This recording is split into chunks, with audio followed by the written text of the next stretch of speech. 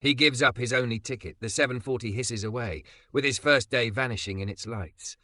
By noon, the stranger is a ghost in a maintenance cab, until the crying mom, now the CEO, steps onto his line. She lifts a child's drawing, meets his eyes, and says, "It passed by 1. Are you ready to help me hold this place?" Before we dive in, make sure to hit subscribe, tap like, and share this video. The more voices we reach, the louder these stories become.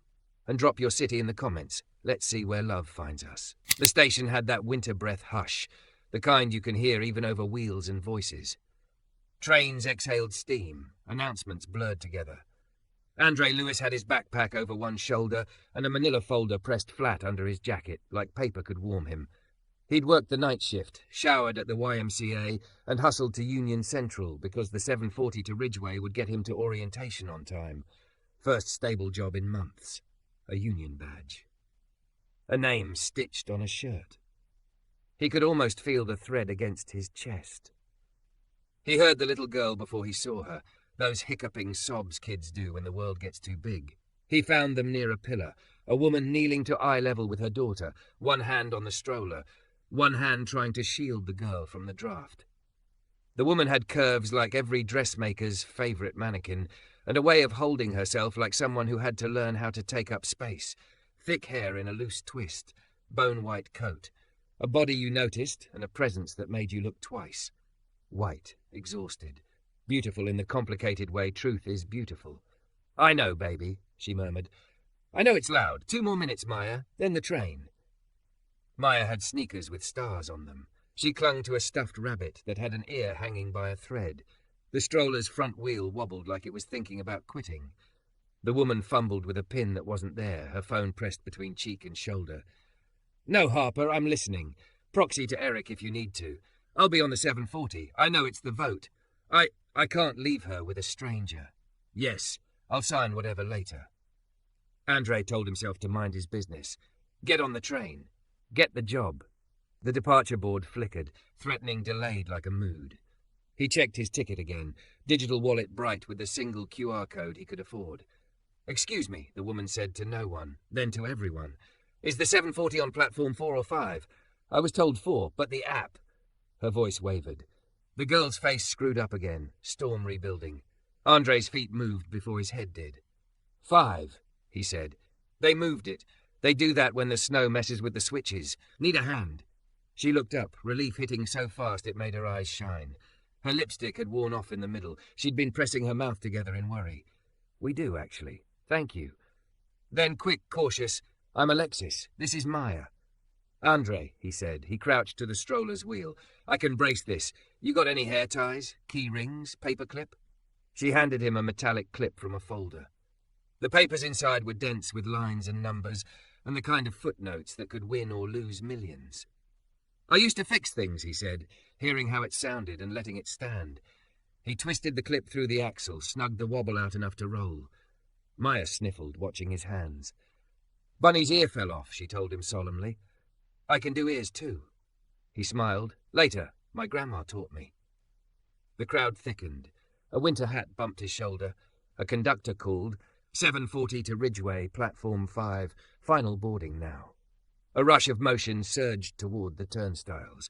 Alexis lifted Maya. The stroller folded awkwardly. The stuffed rabbit tumbled, and Andre caught it between knee and palm. For a breath it felt like all 3 of them were tethered by invisible string. Woman, child, stranger. At the turnstiles, a gate agent scanned phones with the ruthless mercy of someone who'd seen everything. Alexis pulled up her app and blanched. No. "What's wrong?" Andre asked. "The app glitched. My ticket's for tomorrow. I booked in the night while she was feverish and..." Alexis swallowed. "Can I pay the difference? Please. It's urgent." "Train's full," the agent said, already looking at the next person. "Next open seat is 11:10.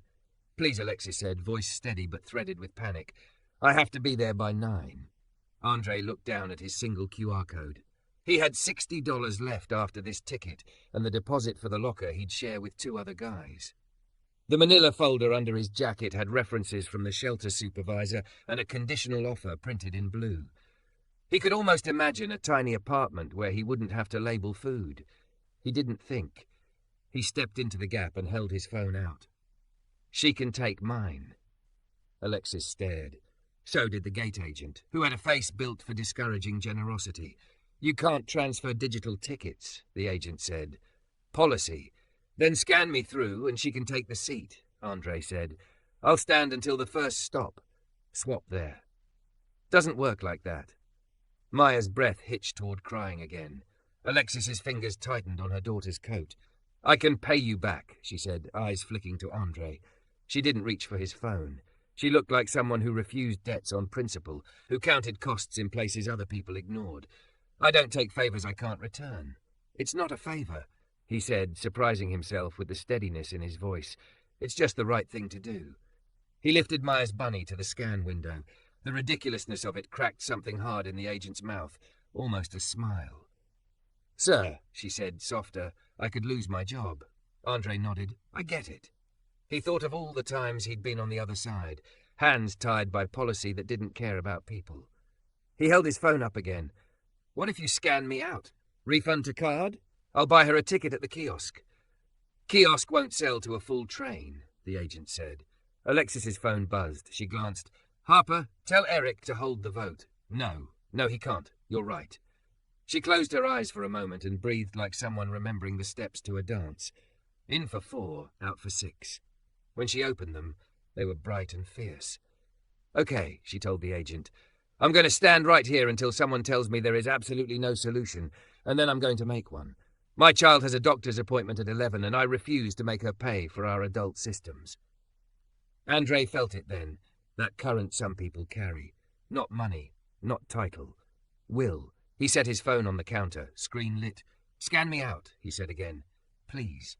The agent hesitated long enough for the line to start muttering. A supervisor in a navy blazer sidled over, sensing trouble. Problem? No problem, Alexis said, controlled and polite in the way rich people are taught to be polite when they're sharpening a blade. We're just solving something. Andre met the supervisor's eyes. I'm giving up my seat. The supervisor weighed a rule book against a scene. The platform clock clicked. The train sighed like an impatient horse. Finally, the supervisor nodded once to the agent, who tapped something into her terminal with speed and covered it with her palm like a magician. Refund issued, she said. Seat released. Ma'am, buy it. Now. Alexis's fingers flew. The green check bloomed. She laughed, quick and shocked, a sound like a bell. Thank you, she breathed, first to the agent, then to Andre, mouth softening around the second thank you like it tasted different. Go, Andre said, because there was no time to make it smaller. You're at car 3. Stroller will fit in the vestibule. Hold the brake lever on the right. It sticks. How do you know that? She asked, already moving. Fixed 3 of them last winter for the night crew, he said. He handed Maya the reattached bunny ear, the quickest stitch he'd ever done with a bent clip and a key. For the ride. Maya reached for him with that fearless child motion that undoes grown men. He didn't pick her up. He hovered, asked with his eyes, saw the mother's tiny nod, then tucked the bunny into Maya's arms and stepped back. Open palms. Nothing taken. Alexis paused in the rush and did the one thing people never do when they're saved. She really looked at him. What's your name again? Andre. Andre, she repeated, like testing the fit of it. She slipped something into his hand, warm paper, folded. Call me if you ever need anything. The last word sounded dangerous in her mouth, like a promise she intended to keep. Then she was in the flow again, the white coat, the curve of her hip as she turned, the child on her shoulder peeking back like a small moon. The doors chimed. Andre stood with the folded paper cupped in his fist while the train took a breath and slid away, his reflection dragging across the windows until he could not tell which face was his. He opened his hand, a business card, thick as a coin. The logo was simple, Hart & Co. 3 words underneath a name in serif font. Alexis Hart, Chief Executive Officer. He exhaled shakily and laughed once, because of course. Of course. He tucked the card into the manila folder next to the conditional offer that would now start late or not at all. The board above him threw another delayed and then, almost cheerfully, cancelled. Snow flurried against glass. He rubbed warmth into his fingers and told himself he'd figure it out. He always did. Behind the counter, the agent caught his eye and tilted her head toward platform 9. There's a maintenance run to Ridgeway at 8, she said, low. Technically crew only, but if you walk like you belong. Andre lifted his backpack. Thank you. Don't thank me, she said, but she was smiling for real now. Just get where you need to be. He slid the manila folder deeper under his jacket and moved through the station with that borrowed confidence. Shoulders squared, pace sure, like the string that had briefly tied 3 lives together was still pulling him forward. In the pocket over his heart, a card pressed against his ribs, a small, impossible door he hadn't known existed, waiting.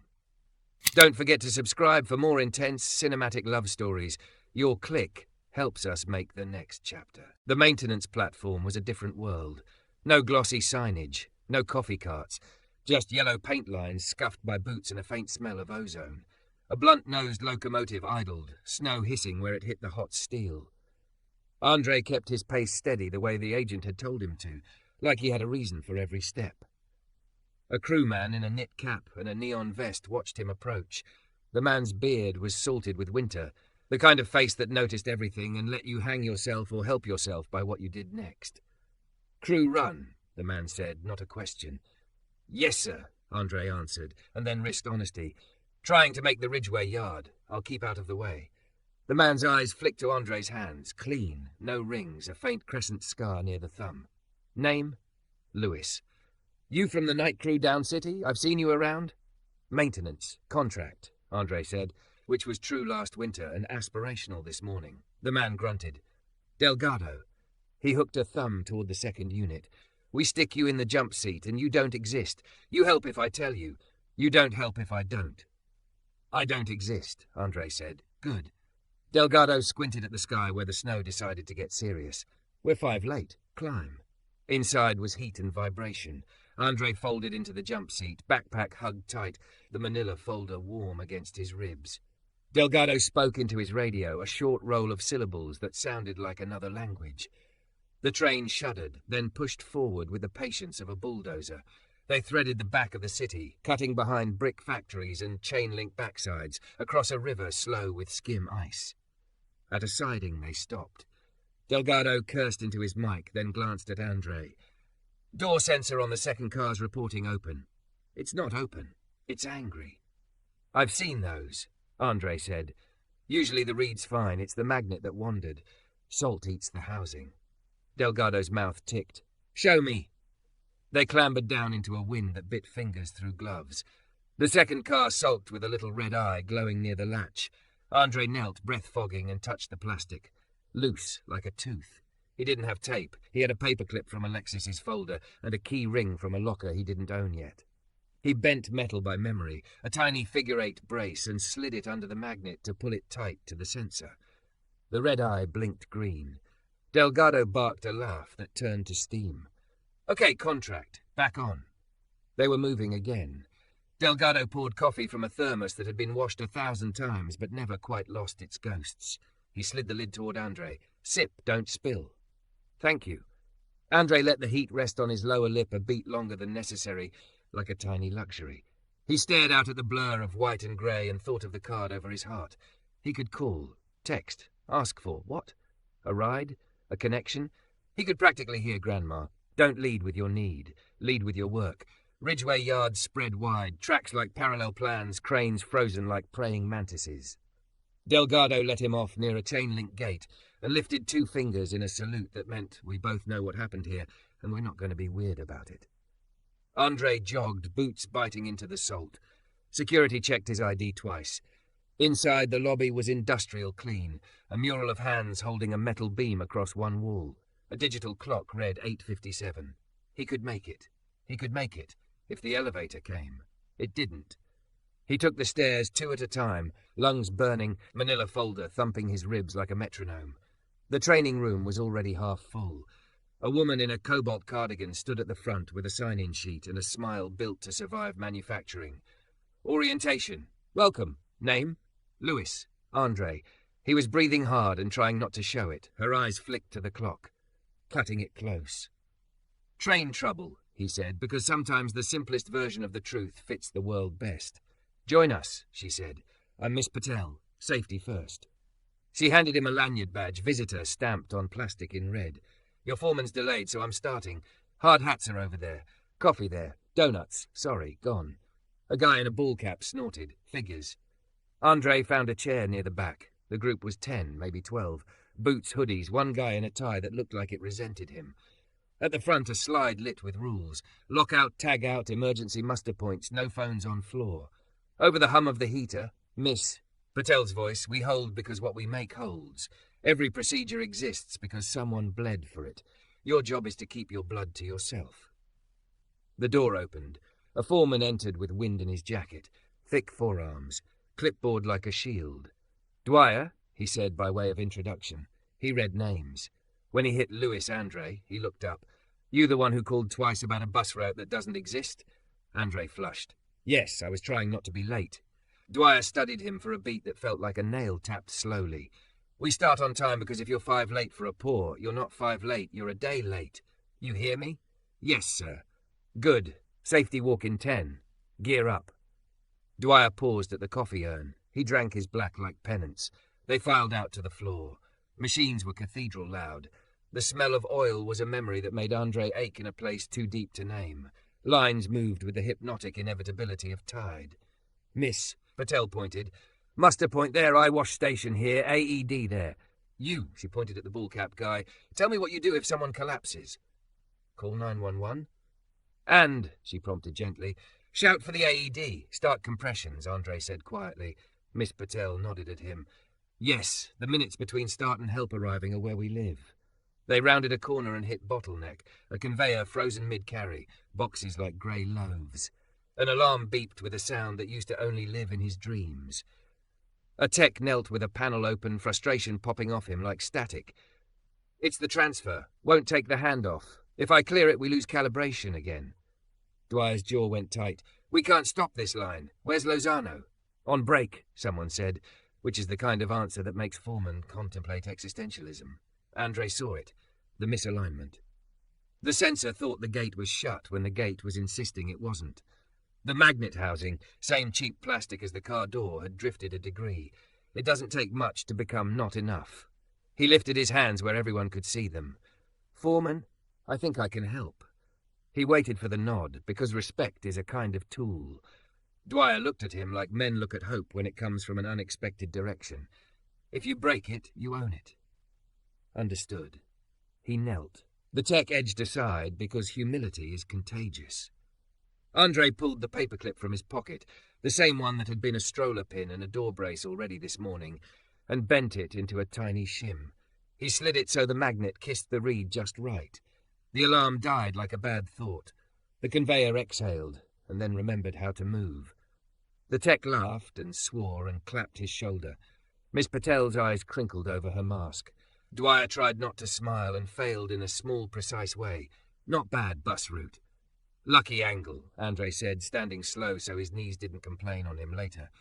Luck, Dwyer said, favours the ones who showed up. He jerked his head. After lunch, you're shadowing Lozano on transfer maintenance. If HR clears your paperwork. It felt like permission and assignment and maybe a future all at once. Andre swallowed, surprised by the sting behind his eyes. He nodded, unable to find words that didn't leak. They finished the walk-through. Miss Patel ended with a reminder about the stipend renewal. $20 a day for workers whose commutes had doubled after the bus route cut last year. It's up for a vote this morning, she said. We're fighting for it. Some people forget what it costs to get here. Andre thought of Alexis on the platform, voice steadying with breath counts, and tried not to imagine her world. He pictured suits in a boardroom and someone saying the phrase cost centres like it was a spell. Across town, in a paediatrician's office painted with whales, Alexis held Maya's small hand while a doctor explained antibiotic schedules. Maya was calmer now, fascinated by a sticker sheet she was allowed to touch but not choose from yet. Alexis's phone glowed with messages. Harper, board wants you on at 9:15. Eric says the stipend renewal is an easy cut. Another, PR says to soften the language about closures. Another from an unknown number. A union steward she'd given her cell to last year because sometimes authority is just access. She smoothed Maya's hair and texted back with her thumb. Tell your people I'm calling in. Don't give up the hall. On the call, she listened to Eric talk about hard choices and shareholder confidence. She watched her daughter swing her feet and thought about a man who used a paperclip like a wand. When it was her turn, she surprised herself with how little she had to think. "We will not balance our books on the backs of the people who keep us upright," she said. "We budget for the stipend and for the replacement of the Route 12 shuttle. We will find the money in executive travel and consultant redundancies. If we are a company that holds, let's hold first." There was silence, the dangerous kind. Then Harper's voice, tiny triumph wrapped in neutrality. "Motion passes by one." Alexis let out a breath and felt something settle in her chest, a correction like a bone slotting home. After the appointment, she scrolled to the photo she'd snapped in the flurry without thinking, a close shot of a man's knuckles, dry with cold, holding a rabbit with a reattached ear. It wasn't his face. It was what he'd held. "Find him," she told Harper. "Station cameras, gate logs, the name Andre. Start there. If that's invasive, stop. But if he's at Ridgeway and he's late because of me..." "You're the CEO," Harper said gently. "He was kind because of him." "Then I'll be kind because of me," Alexis answered, and surprised herself again. At lunch, Andre sat on a crate in a corner where the heat from a compressor made a pocket of comfort. He unwrapped a sandwich the shelter volunteer had pushed into his hand, peanut butter, banana. He texted no one because there was no one to text, and then, because the card burned a hole through fabric, he typed a message and stared at it. "Miss Hart, this is Andre. Made it to Ridgeway. Thank you for earlier." He deleted the thank you. He deleted Miss Hart and wrote Alexis, and then felt presumptuous and changed it back. He put the phone down and ate the sandwich and told himself that not every door you could knock on was one you should. The PA crackled. "Visitor on site," it said. "Executive tour at 1400. Line managers, prepare." Groans. Jokes. A flurry of sweeping where there wasn't dirt. Dwyer rolled his eyes. "They come twice a year and hold clipboards like shields." Andre kept his head down, but his heart decided to run. At 1:59, the floor got that other kind of quiet. Miss Patel stood a little taller. Dwyer adjusted his hard hat. The group that rounded the corner wore winter coats and importance. In the middle of it, in a bone-white coat made for boardrooms and bad weather, Alexis Hart walked onto the line with her hands open, like she had nothing to hide. She lifted her eyes. He lifted his. And for a second, the smallest second in a long day, the station, the line, the cold, the rules, the past, the one vote, the paperclip, everything stood still. The floor noise rushed back in like weather. Alexis's gaze held a moment longer than was strictly professional. Then she smiled, small, private, and turned to the group. "Thank you for making space. We'll be quick," she said, voice carrying without sharpness. "I want to see what's holding and what isn't." Dwyer cleared his throat, asserting the order of things. "This is Line B. Transfer just got kissed back to life," he said, chin tipping toward Andre before he could stop it. Alexis's eyebrow lifted. "Kissed?" "Paperclip shim," Dwyer said, deadpan. A couple of the crew snorted. Her mouth did that thing again, serious softening into amused. "We'll add office supplies to approved tools," she said dryly, then to Miss Patel, "Let's log it and replace the magnet housings with the good ones. If the cheap plastic is drifting in cold, it's not a maintenance flaw. It's procurement." Miss Patel had a pen out before the sentence ended. "Already on it." They did the walk. Alexis listened more than she spoke. She asked a welder about his gloves and a packer about her wrist, and the quiet guy at the calibration station about the way his shoulders tensed when the line stuttered. She didn't write anything down. She made people feel like she would remember anyway. When they reached the muster map, she stopped. "One more thing," she said, as if remembering something minor instead of something that would hand families back their mornings. "Transportation stipend and the Route 12 shuttle, approved this morning. It passed by one vote. If you rely on them, you won't have to wonder next quarter. It's not charity. It is the cost of getting the people who hold us up to the place where they hold us up." The air changed. Relief has a sound when it moves through a group, a low collective exhale. Dwyer didn't clap because foremen don't, but something eased in his jaw. The guy in the ball cap murmured, "About time," and Miss Patel's smile reached the lines by her eyes. Alexis let the reaction rise and settle. Then she handed the tour back to a VP with a clipboard and caught Dwyer's eye. "May I steal you and Mr. Lewis for 60 seconds?" It wasn't really a question, but it wasn't a command either. She stepped aside into a quieter corner near the tool crib, palms open at her sides. Andre followed because his feet had already decided to. Up close, she had winter freckles across the bridge of her nose and one unruly curl that had slipped from the twist at her nape. The bone-white coat fit like armor, and the woman inside it moved like someone who had learned when to bend it. First, she said, thank you. For Maya, for the stroller, for the seat. Her voice didn't wobble, it warmed. She has an ear infection.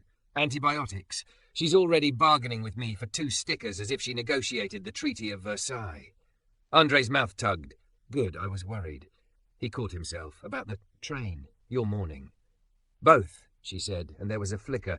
Underneath the CEO, the mother in a storm at a platform.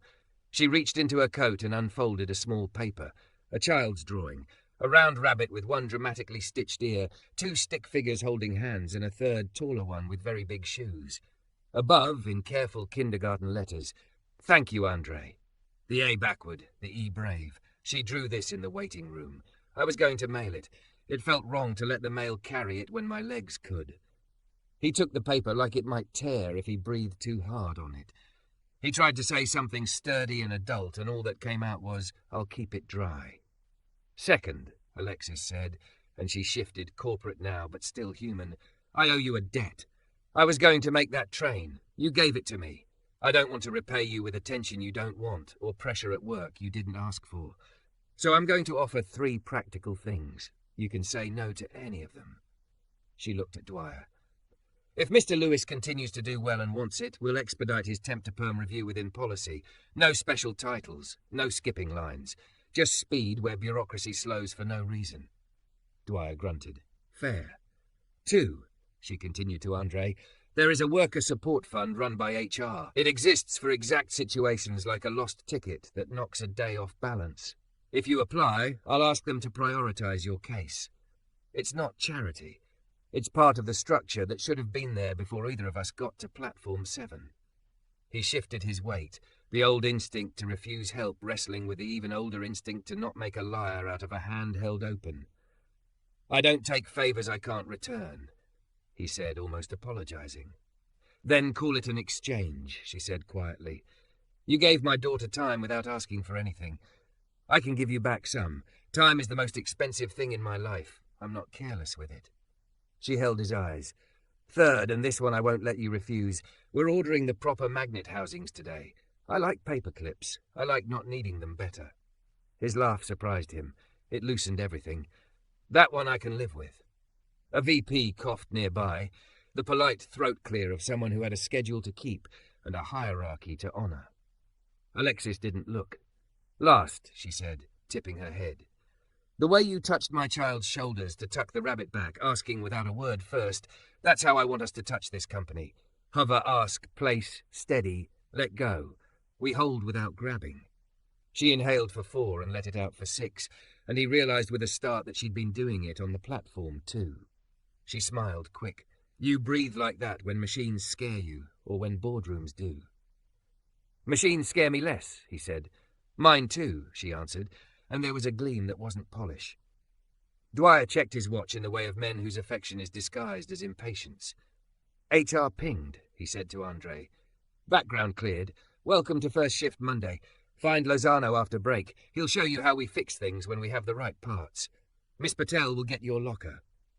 Try not to save the line with a paperclip every day. Makes the rest of us look bad.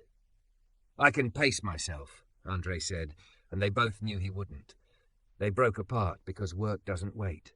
Alexis rejoined the tour. Andre went where Dwyer pointed, head down, chest high. His phone buzzed in his pocket. He ignored it because lines were moving and because earning his place felt like the best use of his breath. When the horn sounded shift change, he checked it. A message from an unknown number. A photo of Maya buckled in a car seat, cheeks less flushed, rabbit jammed under her chin. A tiny voice bubble. Bunny says thank you. Then, a second text. If you need the schedule, Route 12 back online, Monday 6:10, 6:40, 7:10 from Union Central. AH. He typed and erased 3 different replies. He settled on, glad she's better, see you on the line, and sent it before his courage could spoil. On his way out, he passed Delgado by the gate, thermos in hand, the knit cap pulled low. "Jump seat paid off," the crewman said, reading the new lanyard where visitor had been swapped for a temp badge that actually had Andre's name. "You exist now." Andre lifted the drawing in salute. "Turns out." Snow had turned to a fine rain, the kind that makes a sound like frying pans on streetlights. He rode 2 buses and then walked the last 6 blocks to the shelter, because old habits keep you honest until new routines are strong enough to hold. The manila folder under his jacket was softer now, edges rounded from being carried close. He slipped the drawing into a plastic sleeve some volunteer had left on a free table, someone else's gift finding its third purpose. He lay on his bunk that night and traced the shape of the day. The decision at the gate, the maintenance cab hum, the paperclip unbent then bent then unbent again, the way her voice had unspooled when she said "my daughter" and "time" like they were the same word. He pressed his palm flat to his chest, feeling the card and then harder underneath, his own sternum. He thought about what held, the right magnet to the right reed, procedure to habit, policy to compassion, one person to another without hooks. Morning came early. He woke before the alarm, breath already counting, 4 in, 6 out, like a quiet metronome.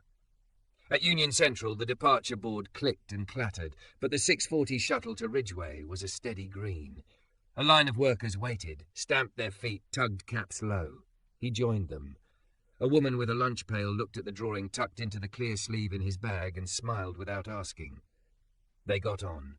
He took a seat near the back and let the city slide by. At a light, the shuttle passed platform 7. He glanced across the glass and saw a white coat and a twist of hair and a girl in a knit hat pointing at pigeons like they were miracles. Alexis felt his look like some animals feel weather. She turned, found him through the reflection and lifted her hand, palm open. He lifted his, the same. No words. No promises. Just acknowledgement of a string that had tugged them both out of separate storms and into the same clear morning. The shuttle pulled away. The platform receded. The day opened. At the yard, Dwyer was already barking, and Miss Patel handed him a proper shim in a tiny zip bag. "For when you don't have a paperclip," she said. Lozano waved him over, gruff and curious. Work began. By lunch, his knuckles had the first honest grease of the new year on them. He washed at the utility sink and thought, not with surprise anymore, but with a dawning steadiness, "I am here. We hold."